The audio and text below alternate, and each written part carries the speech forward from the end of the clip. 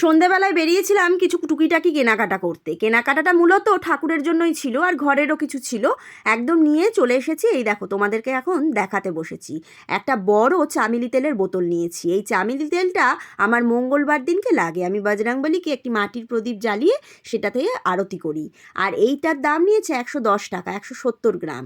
এই যে ঢেলা কর্পূর, এটা আমি একদম কৌটোয় ঢেলে রেখে দিই। প্রত্যেক দিন বা যখনই আরতি করি ওখান থেকে নিয়েই ব্যবহার করি। আর এই যে গোপুর জন্য কাজু কিশমিশটাও গোপুরই, এতটা তো লাগবে না, ঘরের কিছুটা আর রয়েছে গোপুর কিছুটা।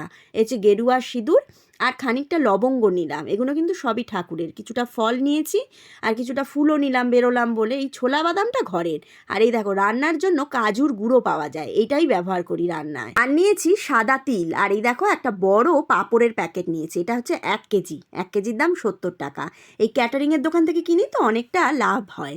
আর এই যে মেথিটা নিয়েছি, এটা ম্যাকডি প্রত্যেক দিন গুঁড়ো খায় সকালে, আলু বোখরা, এলাচ। আর এই পাটালিগুলো নিলাম হচ্ছে সকালবেলায় নয়, সন্ধেবেলায় ঠাকুরকে ভোগ নিবেদনের সময় পাটালিগুলো দিয়ে দেবো। হর্তকিটাও শেষ হয়ে গিয়েছিল। সব থেকে যেটা প্রয়োজনীয় জিনিস ঘরের মধ্যে, সেটা হচ্ছে আমার গ্যাস লাইটার। গ্যাস লাইটারটা আগেরটা একদম নষ্ট হয়ে গিয়েছে, বারবার ধরে পুশ করেও সেটা জ্বলে না। এই প্রথমেই আগে গিয়ে আমি গ্যাস লাইটারটা কিনেছি, তারপরে সব কিছু কিনলাম।